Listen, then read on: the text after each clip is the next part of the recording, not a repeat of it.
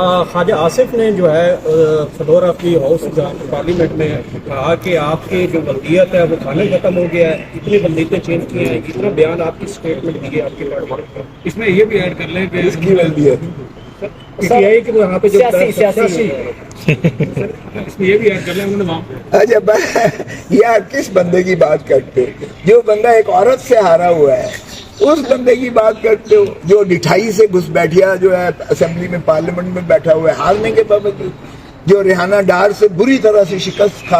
کھوٹا ہو کر شکست کھا کر بھی بے حیائی سے MNA بن کے اور پھر وفاقی وزیر بھی اس پہ تر رہا یہ کہ بن کے بیٹھا ہو، اس کی بات کا میں جواب دوں معاف کیجیے گا یہ توہین ہے۔ سر اس میں یہ ایڈ کر لیں کہ کل وہاں پر ایوب خان کے حوالے سے بھی پارلیمنٹ میں بات ہوئی ہے کہ ایوب خان کو قبر سے نکال کر ان کی لاش کو لٹایا جائے، اور اس طرح لیکن ہم دیکھا کہ اسی دوران پاکستان تحریک انصاف اس وقت اس کو اینٹی اسٹیبلشمنٹ کہہ رہی ہے، لیکن ان کی جانب سے نعرے بازی کی گئی اور بات مکمل نہیں کرنے دی گئی۔ تو کیا آپ نہیں چاہتے کہ جنہوں نے آئین ہمارا وائلیٹ کیا ہے ان پر آرٹیکل 6 لگنا چاہیے؟ دیکھیے آئین تو اس وقت 1973 کا تھا ہی نہیں بھائی، کس آئین کی بات کون سا آئین تھا؟ 1962 کا میرے خیال میں اس وقت کون سا آئین تھا پہلے یہ 1956 73 میں آگے بنا ہے، یہ سرزمین بے آئین بنائی ہاں ہے۔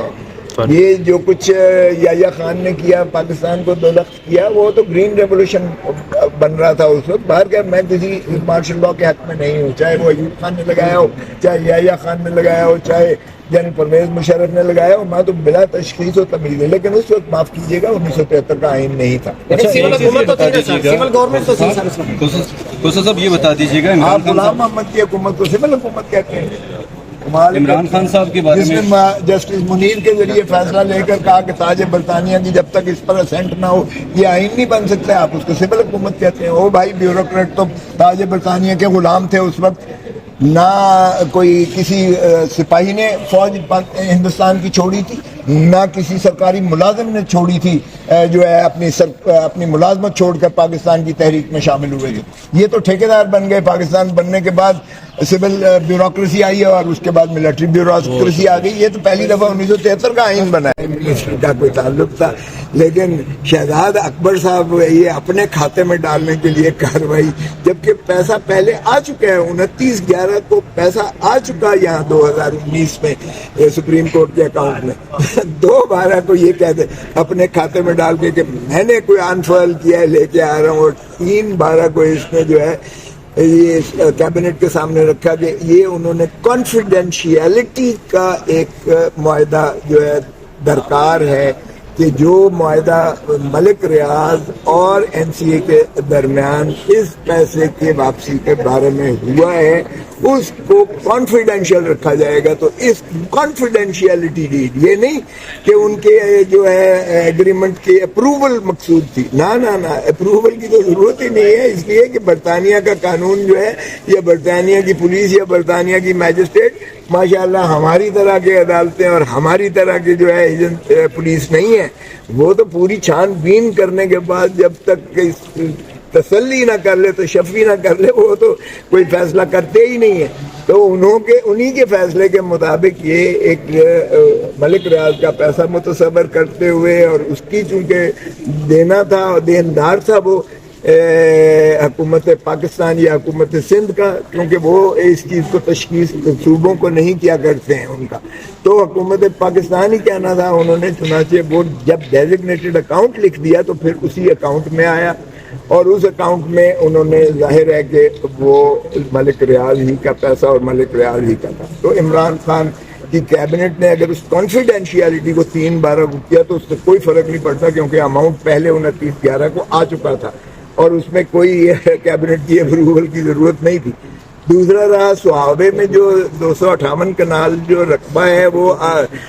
القادر یونیورسٹی ٹرسٹ کے نام پر ہے، وہ آج بھی یونیورسٹی موجود ہے، آج بھی ٹرسٹ موجود ہے، اور ٹرسٹ ڈیڈ میں لکھا ہوا ہے کہ ٹرسٹیز نہ اس میں سے پیسہ لے سکتے ہیں، نہ تنخواہ لے سکتے ہیں، نہ ٹرسٹ کا پیسے کو ادھر ادھر کر سکتے ہیں، نہ اس بلڈنگ کو ادھر ادھر کر سکتے ہیں۔ اور وہ جج صاحبان نے پوچھا کہ کیا یونیورسٹی بن چکی ہے تو انہوں نے تسلیم کیا۔ اس میں 110 طلباء مفت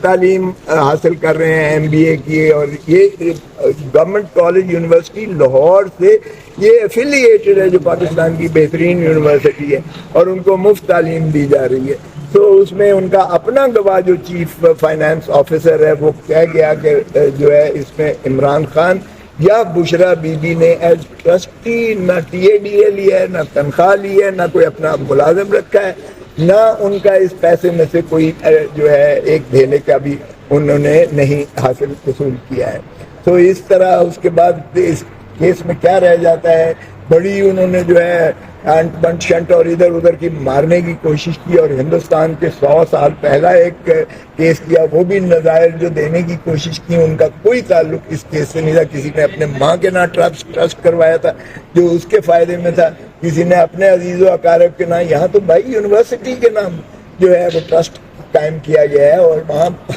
بچے تعلیم حاصل کر رہے ہیں۔ اور یہ کوئی عمران خان کا پہلا ٹرسٹ نہیں ہے، اس نے تو یہ شوکت خانم ٹرسٹ جو ہے وہ بھی ایک ہسپتال جو ہے جس کا 9 ارب روپیہ ایک سال کا خرچہ ہے جو لوگ دیتے ہیں، اس لیے کہ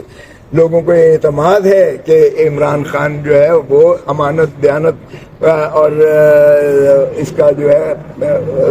علمبردار ہے، اور اس کو تو پہلے بھی سپریم کورٹ یہ فتویٰ دے چکی ہے۔ تو اس لیے میرا نہیں خیال کہ اس کیس میں باقی کچھ رہ گیا ہے باہر کا۔ آج دلائل سننے کے بعد انہوں نے فیصلہ محفوظ کیا ہے، اور مجھے کبھی امید ہے انشاءاللہ قانون اور آئین کے مطابق، چونکہ اس میں کوئی جرم مترشح نہیں ہوتا ہے، انشاءاللہ عمران خان کی